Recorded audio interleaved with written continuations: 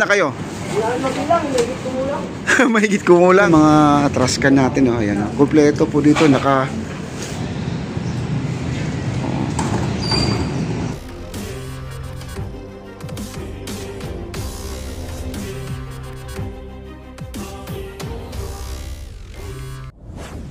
sura, ayan, oh. Ang dami, no? At maayos po dito. Ito nagkakatas na nga, guys, ayan, oh. Nagkakatas na. Ito bubugahan pa nila ng tubig to bago nila maligpit lahat yan.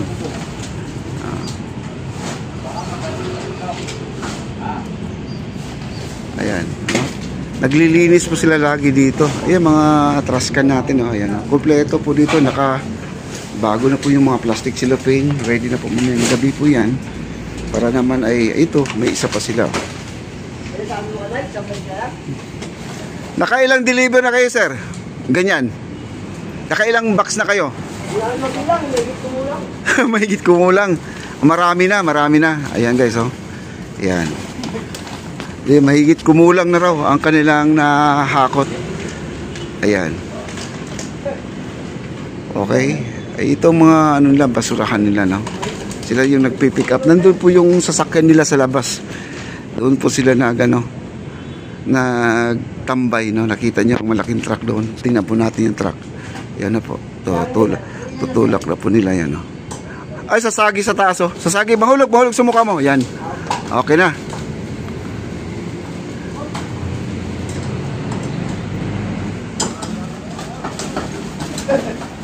Ayan, oh. Ihatid na po nila, guys, oh. Ganito sila magligpit sa Esplanade. Meron talagang in charge. Alam nyo, guys, ang truck dito nakatambay. Isang yung malaking yung tingnan natin yung truck kung gaano kalaki. Kasi malapit na po napupuno yun, kasi nadaanan ko kanina. Ayan po, hinahatid kasi baka malaglag, oh. Alam, malaglag na yun. Ayan, malaglag na po yung kanang basura. Ayan. Kaya dito, guys, wala pong masayang na basura na matatambak dahil may nagpipick up. Kaya po yung mga kababayan po natin dyan, yung mga kumakain na hindi marunong magtapon ng basura, sanayin nyo na po ang inyong sarili na magtapon po, kasi meron po talagang mga masisipag dito nagtatapon din ng basura, guys. Ayan. Ayan, dito po tayo. Ayan, oh, ang basura. Ayan, puntahan natin. Medyo mabagal tayo maglakad, mga kaibigan. Okay. Ito na po yung basura. Ayan. Yan ang truck nila, oh. Ayan. Marami na. Puno na pala, oh. Alam niyo, guys, yung mga plastic na yan, hindi nila itatapon basta-basta yan. Dadaan niya sa kanilang area, isegregate pa nila yan. Kukunin na yung mga plastic bottle. Pera din yan. Sa kanila rin mapupunta yung mga pera na yan. Meron kasi itong mga nagpipick up dito, meron tong mga junk shop ito, at dadalhin po ito sa Road 10. Nandun po yung kanilang pinaka area nila. Yung mga excess dyan, yun po ang itatapon nila, no? Itatapon na lang po nila yung kagaya ng mga styrofoam. Pero yung mga plastic bottle dyan, mga plastic cup, yun po ang kukunin nila. Ipo 4 kilo po nila yan. Kung ano-ano pang makukuha nila dyan sa mga basura na yan. Ay, boss. Ayan, si Boss Jason. Ayan ang ating foreman. Ayan, nandito. Ayan po ang kanilang ginagawa every morning. Malapit na rin mapuno yan, guys. Ito po ay po yan, and hindi po public to, kundi ito ay private na. Sila po ay may sariling junk shop din to. Kaya ito ay pagdating doon sa bahay nila, meron silang area na isi-segregate na po nila yung mga bote, yung mga pwedeng recycle, no? Mga plastic bottle talaga, number 1 dito ay binibenta po talaga nila yan. Ayan, malapit na rin mapuno.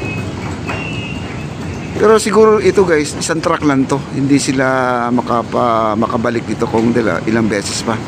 Ang makukuha nila dito, karton, plastic bottle, no? Yun po ang mga kinukuha nila dito. Hello. Ayan. Ayan, oh, mga foreigner, guys, no? Nandito na po sila, no? Mga foreigner.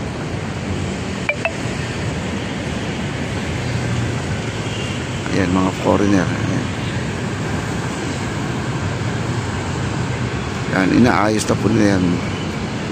Maya guys, puno na to, no? Babalikan po natin to kasi ayun, nagkakot naman po yung kanilang kasama ngayon, nandun na sa kabila.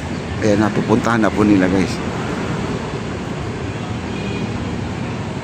Kaya yung mga basura dito ay may pera, no? May pera talaga ang basura. Dito guys, yung mga vandalism dito nawala, no? Nawala mga vandalism dito. Kaya lang kinutkot na po yung simento. Kinutkot, no? Yung skim coat natin, wala na, natanggal ang skim coat natin. Okay. Ayan, nandito na po yung mga basura nila. Ayan.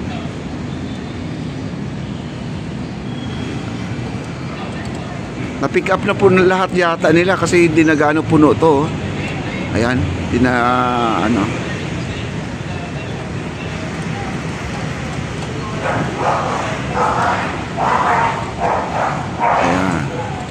nahakot na po nila guys.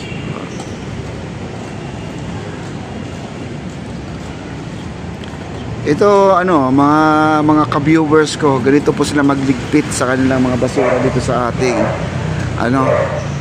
esplanade. Ayan, ang lalaki ng mga lagayan nila, ayan, punong-puno. Maraming mga plastic dyan makukuha nila. Ayan, ayan.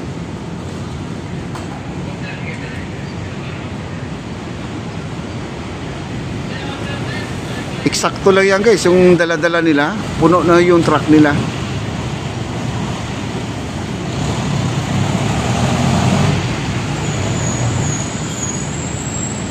Sanay na sanay po sila sa ganyang klaseng trabaho guys, no? Siguro kanina pong umaga sila naghahakot o madaling araw pa.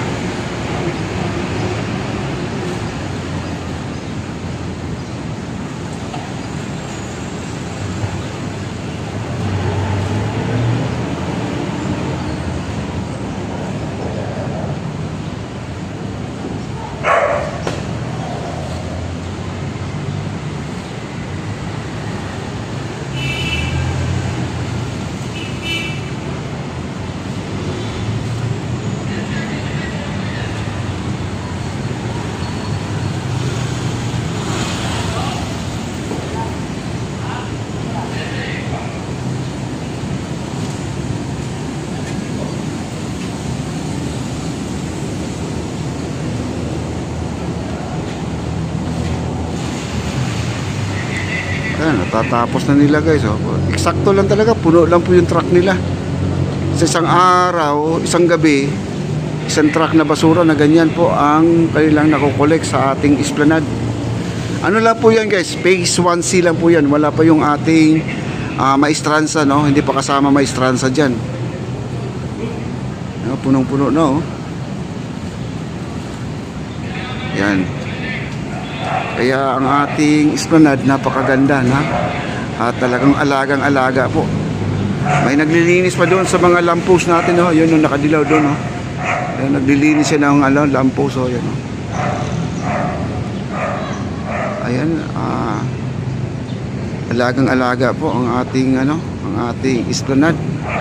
Naglilinis doon, ano yan guys, mga tenant na siguro na, ayan. Kaya binabalik na po nila yan.